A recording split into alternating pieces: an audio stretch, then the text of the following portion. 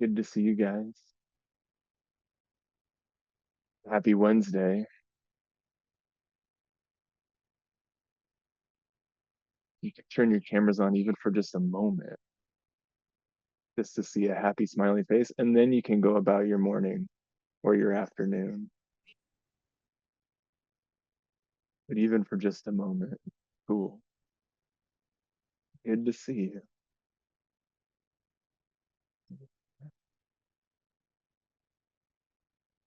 Anybody get to go to Inner Kingdom this weekend? No. Well, if you didn't get to go, I hope to not make you feel like you missed out, but we're going to talk about it.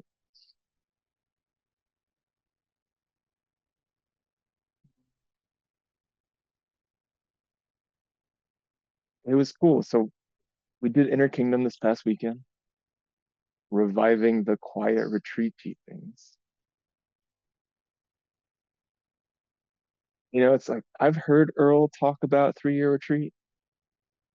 I've heard Connie talk about it, and I get excited when they talk about it, and I can kind of get a feel for it.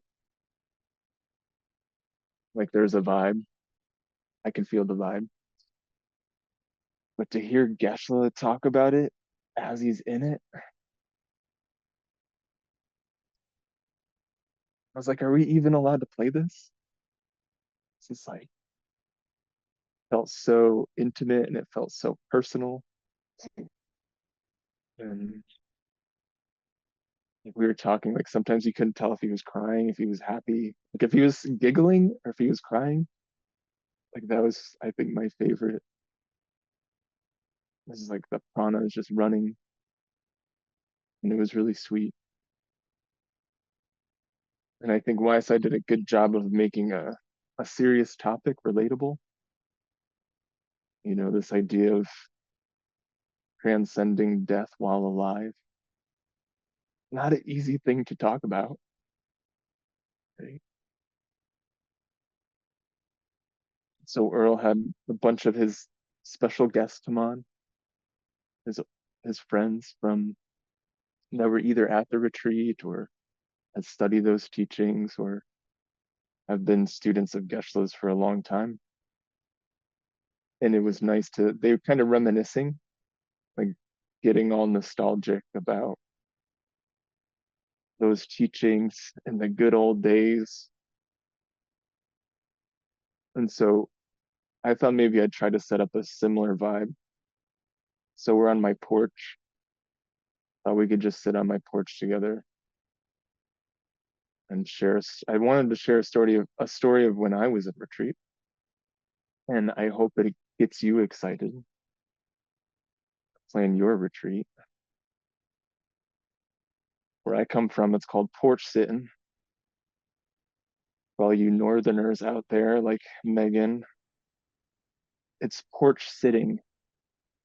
Does that translate okay? Something like that. Yeah. Porch sitting is where you invite your friends over, you sit on the porch, you have a cold drink, watch chicken TV, and you pass the time with good conversation with good people.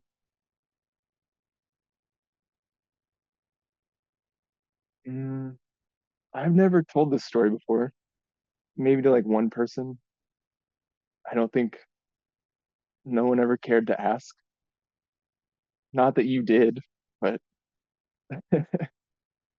they said come and talk about whatever you want, and it felt appropriate. And I sent Earl the script, and he said it was fun. So we'll give it a shot. In the autumn of 2019, I did a 45-day retreat in the jungle. I've got a picture. My friend Frank's gonna throw up the PPT. So this is obviously not a picture of me, but I was sleeping in a hammock suspended between two trees. It's up off the ground.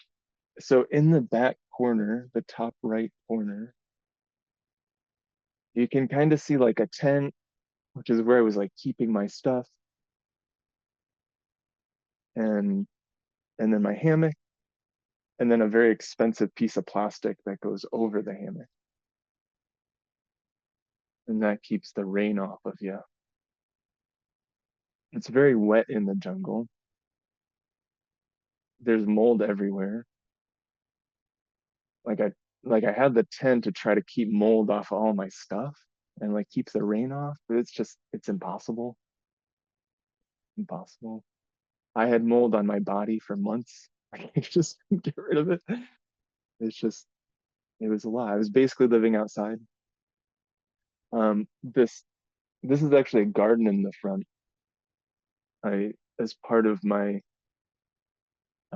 way to give back to the people that hosted me, I built them a mandala garden, um, one for each of the four directions, and then a bed in the middle for the above and the below and everywhere all around. And to get to this retreat wasn't really my choice. I mean, it was, but I had just sold my house. I had a house, I had a mortgage, I had a farm, I had fruit trees, got rid of all of it, I had a tool shop, I had a tractor, big tractor. It's gone. Had a good job, got rid of all of it, got rid of my identity.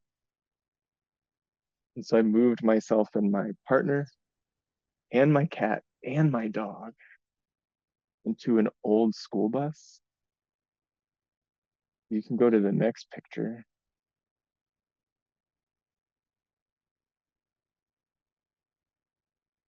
And you throw up the next, yeah, yeah, there it is. That's me getting ready to go on retreat in front of our school bus. And so I gutted the school bus. I got rid of all the stuff on the inside. Like I took out the seats and the old sticky floor.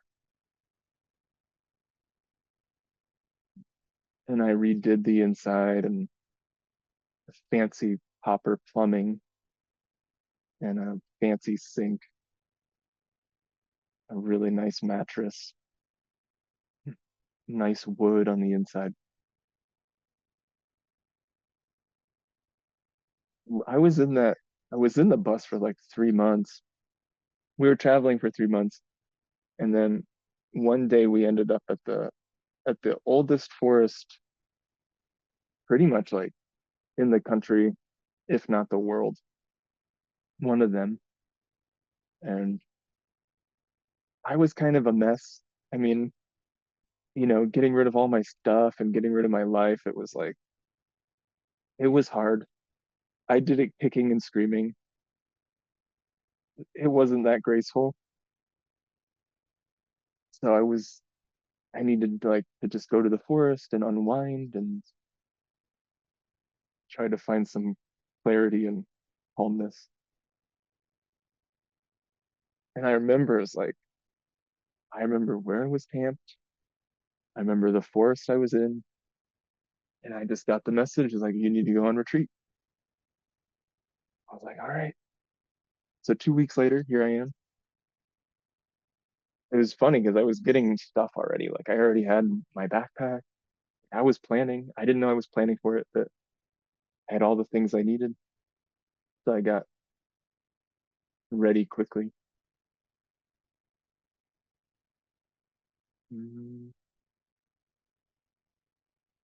And yeah, I think like a piece of advice is like, you don't have to be in a good place to go on retreat.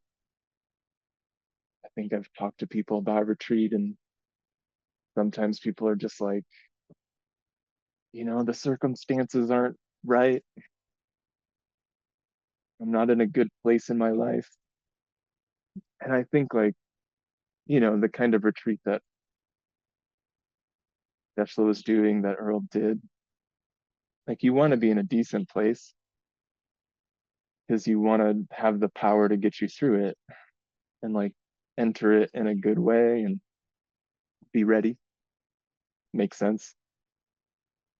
I think there are times to do retreat where you're not ready and you need the medicine of retreat.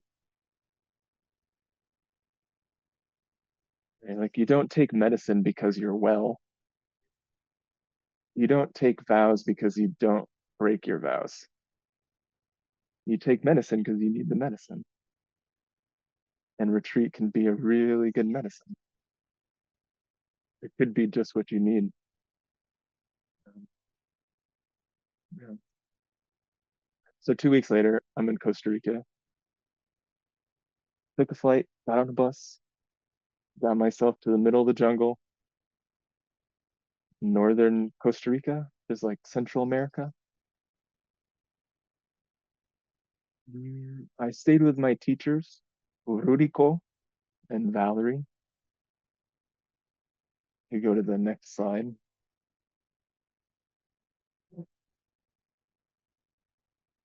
That's Rurico on the left, chopping wood. And then that was his son. And then they had a really mean turkey and a really sweet puppy. And so for 45 days, we got to hang out. I had done group retreat with them, I think the year before. So I had made this trip once before with other people before I did it by myself, which was really helpful. Like I knew where I was going. Like you say, oh, the middle of the jungle. That sounds scary. I think it was, but I had been there before, so it wasn't so bad. Mm, I got there and they were like, "You're such a mess." Like, I'm glad you're here. Well, I think at first like, I didn't think you were gonna be such a mess, but I'm glad you're here. Um, I think like the thing with the selling my house and moving through that, I was also fruitarian at the time. I was eating only fruit, so I was extremely thin, ungrounded, and yeah, I don't know. I don't know if you've ever tried such a thing. I think there's a time and place for it. Not when you're trying to sell your house. Yeah.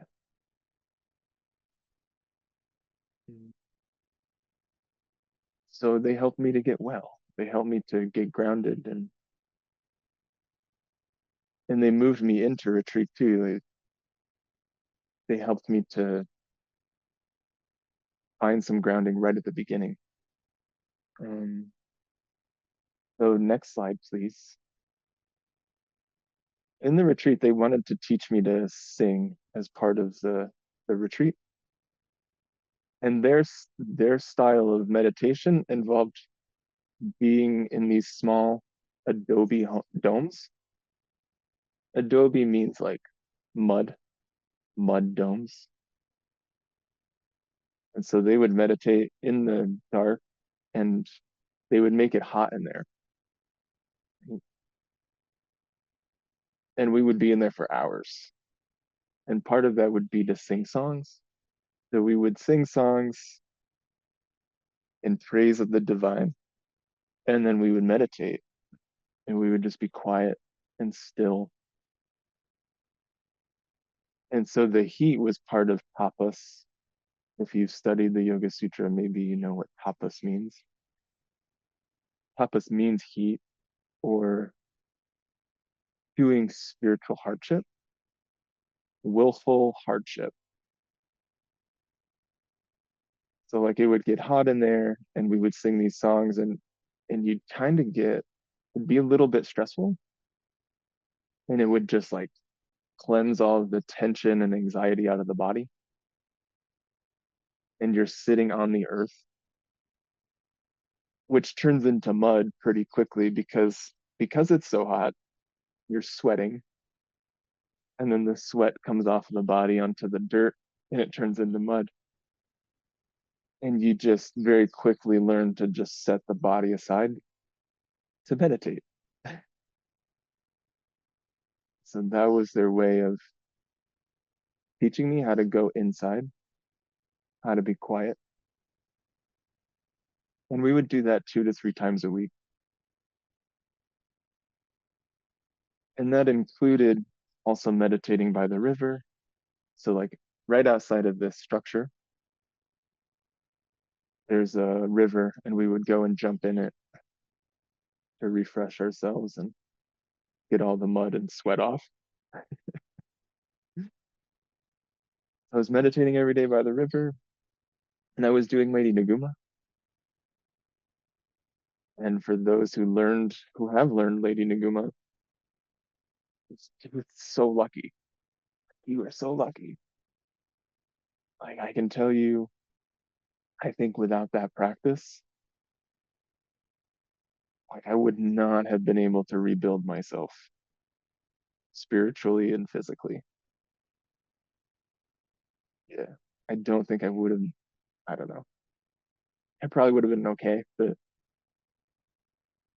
to have that practice of working the body from the inside out and the outside in, it's super good. Super good. And now you have it. Take it on retreat. Mhm. So I would do it once, sometimes twice a day. Something that Geshe brought up in Inner Kingdom was like the just a sense of gratitude. Like I think Dr. Moore, he talked about how Geshe just thanked people for 45 minutes.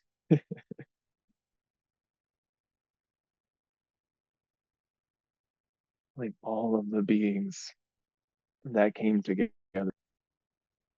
all of our relations, our brothers, our sisters, our mothers, our fathers, all coming together so that we could do this thing. And so gratitude was a big part of their practice too. Um, and Geshe brought up this meditation of like looking back and just thinking about all the kindness and all of the people that had been a part of your life and like how you've never done anything alone. And that was a big practice I learned here, which was they taught me techniques on how to like basically like conjure up these memories and reflect on your life. And when those memories come up, like feeling intelligent regret, making a confession, or rejoicing, it's not all bad. Not all memories are bad, right? And learning how to just be present with them as they come up. And I think like, this retreat was mostly me just like crying, battling with a mind that finally wasn't overstimulated. Like, I think for the first time since I was 4 years old, not having an electronic device with me for 4 hours a day, at least hours a day. My mom gave me Super Mario at a very young age. Super Mario is a video game. I don't know. I'm sure it's still a thing. Okay. Yeah. Right. And I didn't have any stuff with me. Like most of my books were devoured by mold quickly, which gets gross. You don't really want to sit there with your book. I didn't carry much with me in that backpack. I just had things to like keep me safe, keep me alive in a jungle. So it was just me and everything I hadn't looked at in my life. cool. Right? So lots of unresolved thoughts, lots of feelings, lots of stupid things that I've done or didn't do. Um, and like, what a blessing. I mean, it would be so cathartic, you know? Like, it's such an opportunity to have that space, to look, to be with it. Maybe it doesn't feel that way in the moment, but afterwards, it's great. And Rudiko and I didn't speak the same language. Um, so like he wasn't really there to console me. Like that wasn't his job. His thing was very much tapas. Like just deal with it, sit with it, be with it. You'll be fine. Here, do this practice. And in the practice, you get consoled. Um, he was very much a fatherly energy. And so like in that, like I was moving into spaces that I never been before. Like I was just in spaces in my mind and doing the yoga. And like I'd never really been in those kind of spaces before. And so like you're kind of a baby again in some ways, totally a child. And you're kind of there with people who have been in those spaces and you just allow yourself to be around them and kind of feel the confidence that they have and hope that it rubs off on you. Something like that. Oh, can I get the next slide? Oh, this was one of my meditation spots. This is called Sebia tree. Sorry, translators.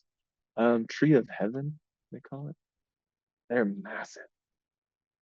So like each, like those kind of roots going down, kind of like nooks inside of the tree that you can kind of sit in. And so I would just come here and sit and meditate and be happy. Next slide, maybe. Yeah. Yashla said, there's no detail. Nobody says now do this, now do that. The farther you go, the less clear it is what you do. I think it's because so few people have gone there. Like to be with the teachers who have gone that way and then like come back and let you know how to walk it. Like it's easy to walk through a park. There's concrete trails. There's like a path that people have been walking every day, like in the forest around your city or at the local park. Like they're all clearly marked, right? The dirt path is clearly marked. Not in the jungle, in the deeper places of the mind, it's like a deep forest.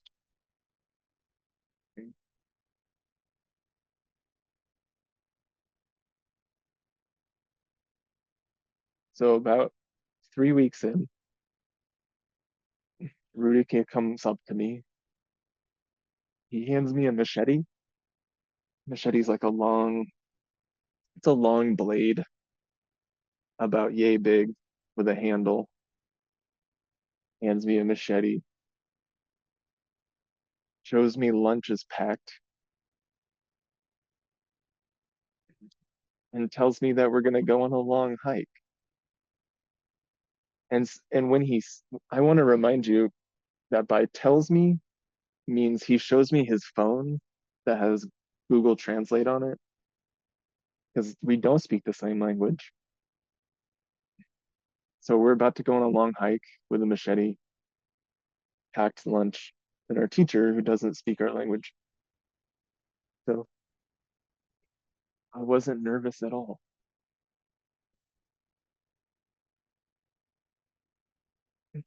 And I hadn't really left the retreat boundary, because like you've got retreat boundaries, and I hadn't really left there was a fence, one way in, one way out.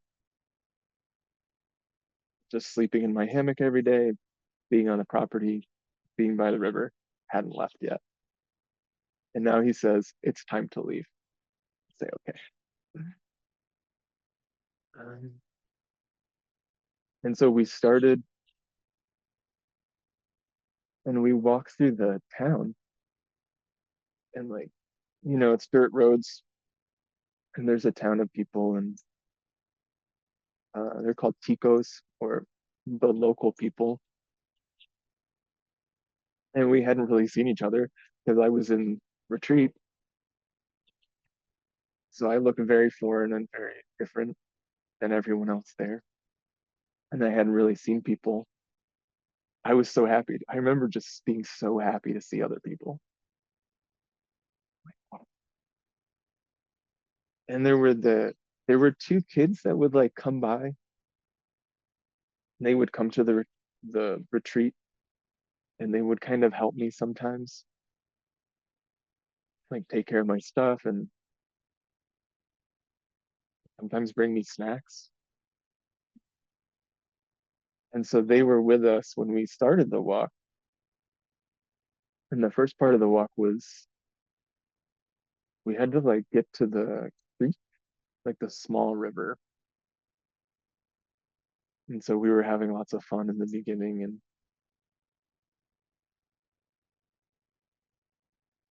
we were just like jumping through the rocks and it wasn't deep. The water's not deep, so you can just walk through the river and like we're all having fun and laughing. And they're trying to like learn English and I'm trying to learn Spanish and we're singing songs and then at some point they're just Rudico says you've got to turn around. And, like there's a point, the point comes where there's no children allowed. Right? Like they're just not ready yet. It's like, all right, you choose them away because they don't want to leave. They want to keep going. They don't know better. Like, we'll keep coming with you. Yeah. Adults only. So then we're passing through like old fields, like old farms, and we finally get to the jungle.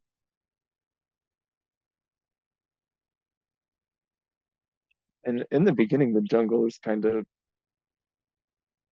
you've got this path, and it's not clearly marked, but like there's obviously people go into the jungle to get food, find medicine, just to go and explore. So when you first get into it, like there's kind of a path, but like the plants have started to overgrow. So you have your machete and you take the machete and you kind of clear the path and help to make way.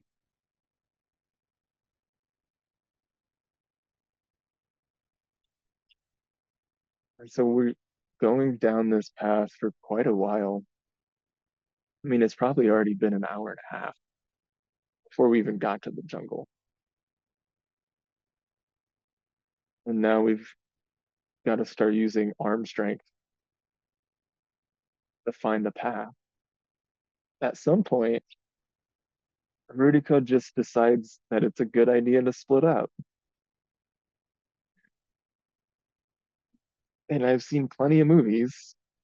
No, that's not a good idea. Oh, we don't speak the same language. I know he knew what I was saying, which is, where are you going? Please come back. you know. But he just speeds up, ducks into the forest,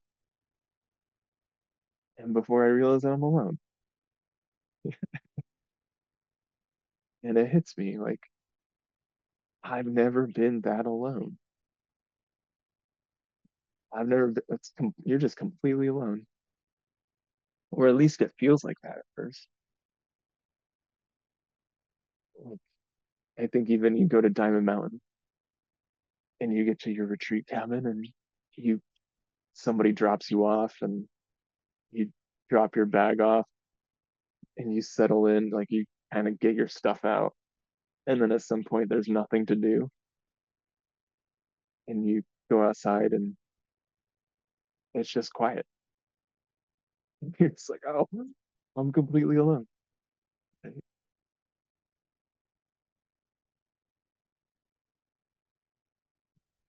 And in that, it's so easy to get lost. Like the gravity of that situation hits you. Like, sure, in the jungle, like at that point, you you're totally alone. But even at any retreat, the gravity of the situation that you're alone now with you in your mind kind of hits you. You're like, all right, let's get started.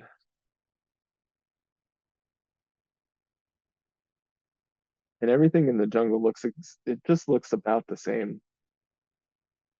I mean, there's just trees everywhere. There's trees, there's bushes, there's birds, there's flowers. Can I get the next slide? Let me see.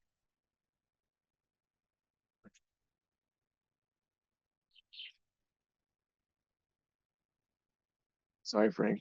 Try not to surprise you. But if I could get the net, yeah. I mean, there's just pretty flowers everywhere.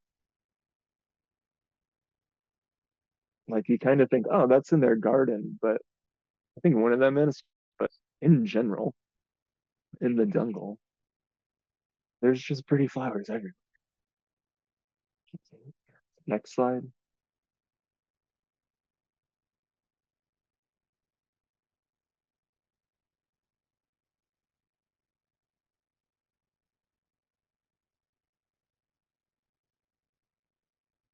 Can I get the next slide, Frank? Hmm.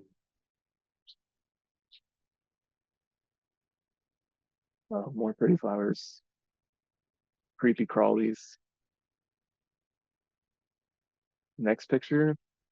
And here's a picture of me with a snake, the boa constrictor, the type of big snake. That one's small. No, yes. Um, like here, just put this snake on. I was like, all right, they're more friendly than you'd think. This one's not poisonous.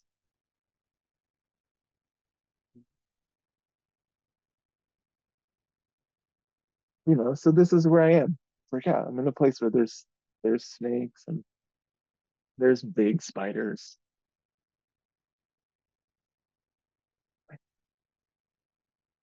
So I'm walking by myself through the jungle. I'm definitely lost. I mean, you're not really lost. You're kind of just like, there's forward. There's either you turn around or there's forward, right? And you kind of like need new skills, like faith. Faith becomes a skill. It's like it's one thing if you have a map and a compass, but that wouldn't have helped me. Faith, strength. Somebody told the story about Geshe like trying to give him a blanket. I think it was Earl. Like his friend was trying to give Geshe a blanket. Geshe was like, I don't get cold. I don't need that. Like that level of endurance and strength and courage.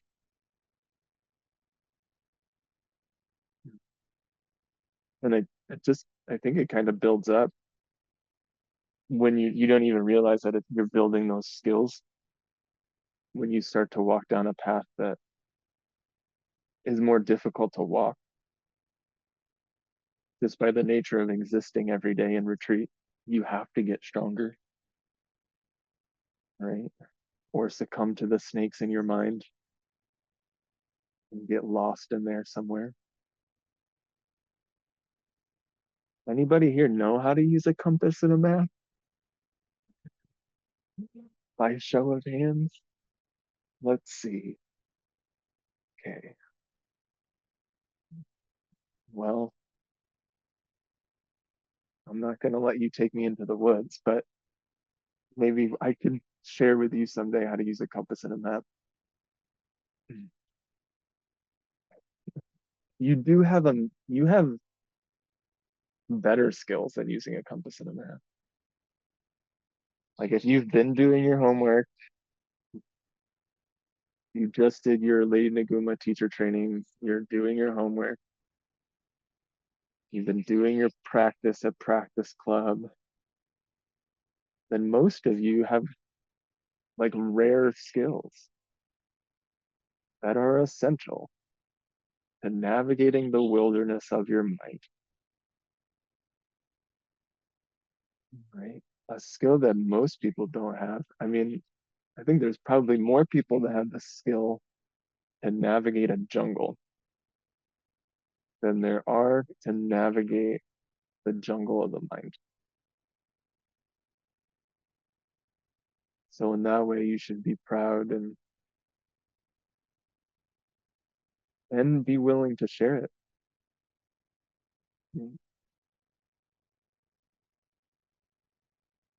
And let's just take a serious moment to think about the teachers who have went into 3-year retreat to clear that path, to demystify the great mystery and cut us a path through the jungle. And then they came back. Like they came back.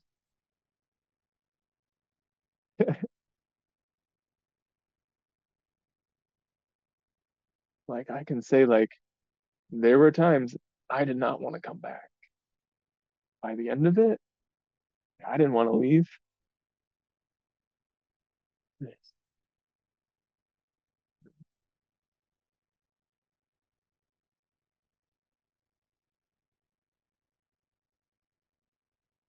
Like my life was a mess. What if I make it a mess again? Yeah, that would suck. And I did. I mean, I surely did. Never as quite as bad. It makes me believe in the cessations. I think that's a thing. I can never be that way again. For that.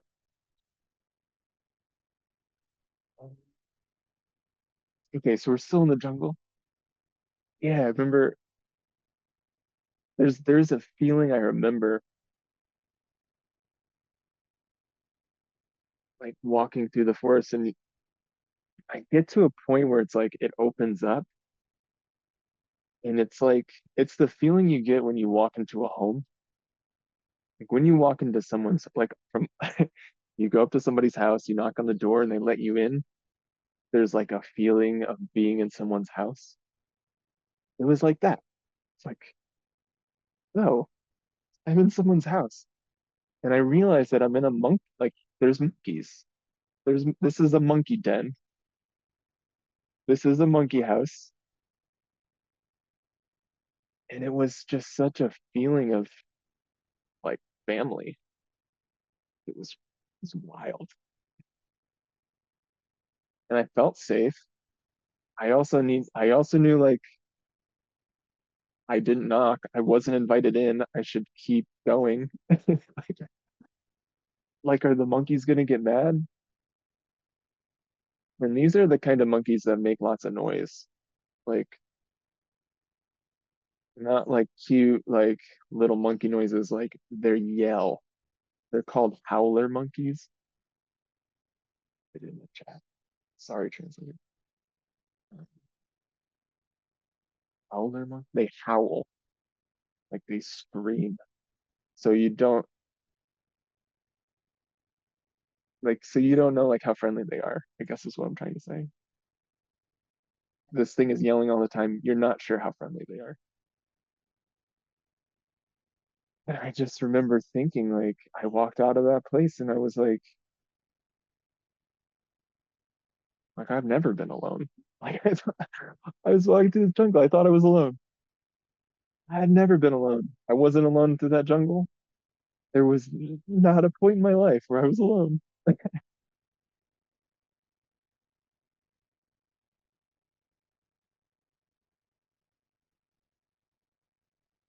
Yeah,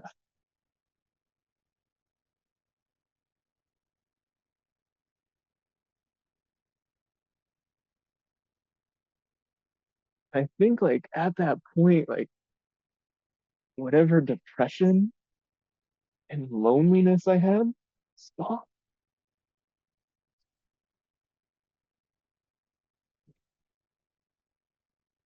It's great. You should try it.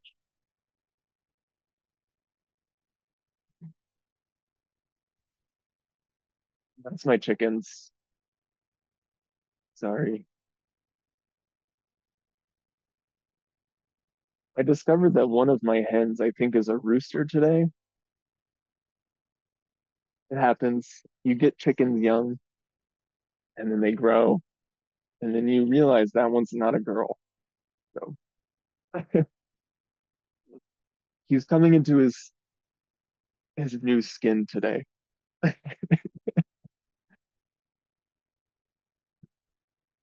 So at some point, Rudiko comes back. He's like, "We don't have all day. Let's go." Like continues on, and we get to a river. I mean, at this point, it's probably been 3 hours. You know, and this is a very different river than I've ever been to or that I've ever seen. Like these are just massive boulders, huge rocks, and we've got to kind of like climb these rocks, jump from one rock to another, and the river's moving quite fast.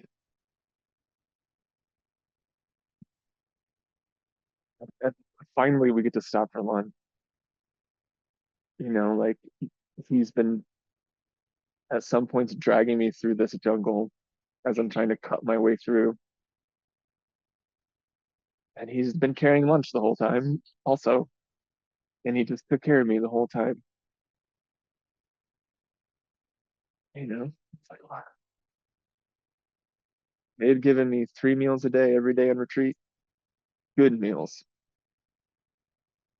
Lots of fruit for breakfast with granola. So good. Rice and beans every day. And they took care of me the most vulnerable and sensitive time of my life. Thanks.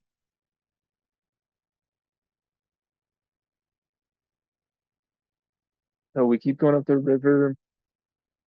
At some point, we get to like, you've got to scale these cliffs. Like, of course, we get to you got to go up to this rock, like a side of a mountain, and there's just kind of like a ledge, and you've got to walk the ledge to get to where we're going. And like that ledge starts to get up away from the river. And of course, that ledge leads to a place where we've got to jump across the ledge. Like we've got to jump across this gap from one ledge to another. And I was like, you can't be serious. Like, what is this? Not some kind of, you know, adventure story, like this, there's got to be a safer way. And I remember him looking at me from the other side as I'm giving him this look that didn't have any words, and him just giving me a look back that was like, go ahead. Like, if you want to turn around, we can turn around. That's what you want to do. We can do that. And I'm like, of course not. What? Like, I think this is unbelievable, but I'm never going to go back. I cannot go back. I'm going to do this, and I'll either succeed in doing it or I'm not going to succeed in doing it. You know?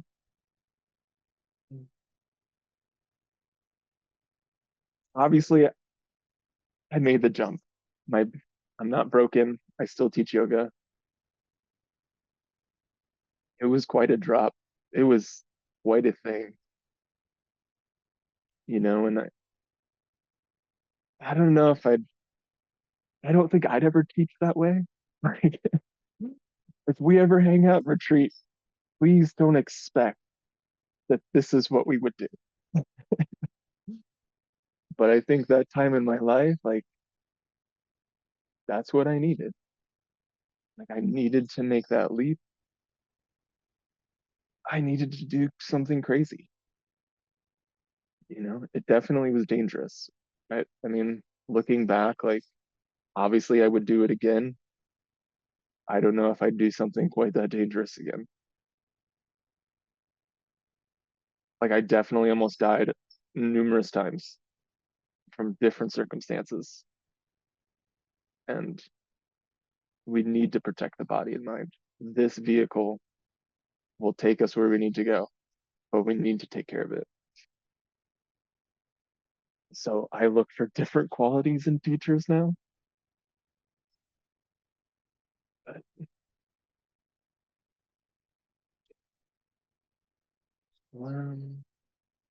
so we continued up the side of the cliff, and then it opened up, and like there we were, the tallest waterfall I had ever seen and have ever seen since.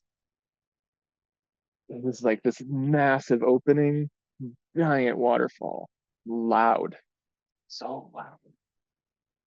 Like you couldn't get close to it just for like, I mean, the wind that would come off of it was one thing, but the sound of like the water smashing the earth is sublime. It's just, you can't believe what you're seeing. It's like seeing a Japanese temple for the first time, or the Turkish Riviera, or like a stupa, you know. It's just like a holy sight. It's a holy sight. There's a picture. Let me see. We could get the next PPT.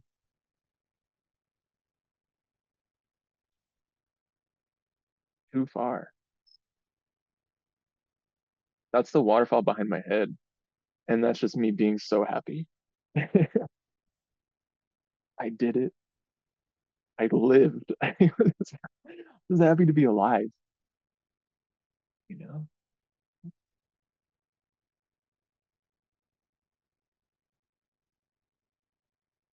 I think the funniest thing is like we got there and like there was like a dad and his kid there. And I was like, there's no way. There's no way they just did that 4 hour trek through the jungle. It was like there's probably a parking lot that's like right around the corner somewhere. We could have easily have driven, and it's like that's not what it's about. Not really about getting to the water, right? And so there's this idea of a rites of passage. I'll put in the chat. Rites of passage. Rite means ceremony, experience, ritual, maybe. Passage means from one space to another. So an activity that takes you from one path of your life to another path. And I think, we've all had at least one. We've had some, like your first kiss, first time you got a job and had to leave home, like the moments that took you from being a child to being an adult, right? Like something like that. If you can think of one, you should put it in the chat. Like maybe you had one that you can think of. I think in general, we've taken that out of our cultures. I think that we should bring it back. Um, I've worked with children to do that with them, which usually involves taking them to the woods. And I told you I wouldn't do that to you, but I guess I've done it already.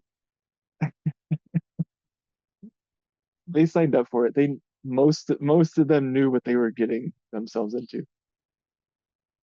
Um, but like doing something difficult to bring you from one stage of your existence to the next. Yeah. And it's important. It's an important part of being human, I think. Spiritual difficulty taught us. May it not be dangerous. May it not be violent. It doesn't need to be easy. It's the nature of it is that it's not easy. And I think that's the hardest things as moms and dads to willingly let your children or the people you care about go do something difficult, knowing very well they may hurt themselves. My mom has never heard this story. I don't plan on telling my mother, right? I would scare her.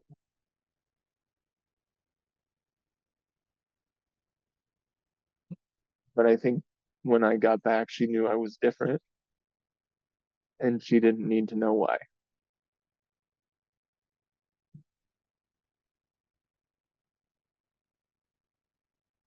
I want to thank my teachers, Rudiko, Valerie, Ketzel. Ketzel's their son's name. Quetzalcoatl, quite a name. That's a name of a very important spiritual warrior of their tradition. Uh, cool kid, really beautiful kid. Um, and maybe there's another picture. Maybe if you have me back someday, I could tell you the story of how Rudiko and I built a meditation hut in the jungle. It's my first time meeting scorpions. They were a lot smaller than you'd think. I guess when I think scorpion, I think like this giant thing with a big tail, but no, they're smaller and can get into your sleeping bags a lot easier.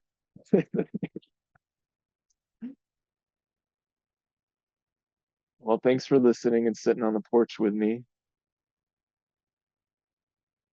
We've got a little bit of time. Maybe you've got feedback or want to tell a short story of yours of the time you went to the jungle, ask a question.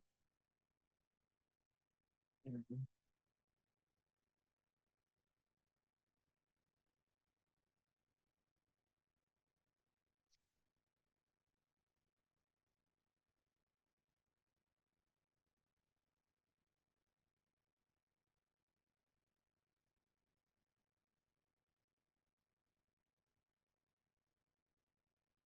老师，我想提问可以吗？嗯可以有人帮我翻译吗？OK，老师，我想提问的是，因为世界都由我们而来，那世界都由我们而来，那会看到国家跟国家之间、地区跟地区之间的很多的一个 There's a 对 lot of 抗，很多的conflict, and 呃 they're fighting with 争 each 吵，other. 或者 They're 有各自的文 quarreling, 化吧。or they have 但是有可 different 能有些 cultures, 愤怒和不和谐， and they 或者 have a lot of anger. 呃， There's a lot 就 of 包括我们正在学习罗 unharmony. 马瑜伽，或者正在学习 Now we're learning 学 Lady 习 Nikuma's 上 yoga, 课， or 老 we're 师教我们的 learning 很多 from the 古经典智 teachings 慧。可 from 是，在 Geshe 这个团 Michael, 队中， the classics, the ancient classics. 我们 In 正在 this 学习， group, 还 in 是 this 有 circle, 看到 we're 很多的 studying, 对立和争 yet 论。 we still 那 see a lot 比如 of 说我自己个 conflict 人就会经历 and 这种感 fighting. 受。当然我知道这 Like 是来自于我， myself, 我知道， I 所以我很想 experience 去 such 打破 things. 这种 Of course, I 这 know 种对 it's 立。 coming 比如说 from 我 me, 是 but I 其 really 他的 want to 人， break 那我现在在 out 海 this 外， conflict. 那我就会有 Now 感 I 受 am 到两 Mandarin 边的 Chinese, but I'm 竞 now 争 in 和对 Taiwan. 立， I 甚至 can 招 feel 生，或 the 是很多 conflict, 一些 the 问题的 competition between these two 让人感 places. 觉到很窒息、不舒服。然 And 后我 this 现 vibe is 在想 really 要 made 去 me, 重 I 新去 can't 反 breathe. 转 I 这种 feel 状 uncomfortable. 况。 So I 那我 want 从 to 我 plant seeds 现在 to 的小 change 事，因为我觉得我 this 力量很小， situation. 我 So I 就只能从 want to 细碎 start 的 from 地方 some 好我 small 自己的 things. 种子， And because I 比 know 如去做 my 和和 strength, 谐 my 的画 power 面 is 啊， small 然 now, 后 so 不 I 要 can 去 do these small 多 things 分 to 裂 change 看 my 法之类， seeds. 就老师能不 I 能从大方向给 um, 我一些 create some harmony 教 between 导和让 people. 我 I 自信的 do 去 such 从 things. 这 Could 边 you 去 please 突 give 破？ me 谢谢。 some advice in the big direction that can make me achieve this breakthrough on my practice? Cool. Yeah, thank you for sharing. Yeah. Um, I mean, obviously, spending time with rooting and um, teachers that we didn't speak the same language, learning how to be extremely humble and like letting go of like I had a way my way of looking at the world, and to spend that much time with people that had a different way of looking at the world was really helpful. And I think that can be hard. I mean, yeah, I had to get on a plane and go to a different country. I think it's really good to travel, to meet people that don't look like you, don't speak your language, and learn how to love them, right? I think even in many ways, at our own home, in our own city, they may look like us, but they don't think like us. So learning how to really go out and plant those seeds through other people, like actively engage in getting to know people that don't act and think like you. Get to know them, learn how to love them, right? And if you can, like, yeah, try to go to a new country if that's something that's possible. I never thought it was possible. And just keep planting those seeds through other people, and keep doing the work. I mean, I was just practicing every day and studying and asking for guidance and for my teachers to come, and it happened. So just practice with a sincere heart and go find some people to be nice to. One thing to want it, it's another thing to actively go and seek those people out, to plant the seeds and plant the causes for it. Yeah. Cool. Thanks for your time. Thanks for listening to me talk for an hour. I hope you had some fun. Oh, I'm supposed to promote something. Let me promote something. Fast for Hunger this Friday. Come meditate with Teacher Bob. He's trying to end world hunger. Another great way to bring people together and to plant the seeds to see a harmonious world. Here's the banner. Inner Kingdom also continues this weekend. If you missed part 1, it's okay. You can get the recording. You don't need to listen to part 1 to understand part 2. It's a lot more porch sitting, but with Earl and his friends. So probably more entertaining. I hope to see you there. I'll see you guys soon. Have a good day.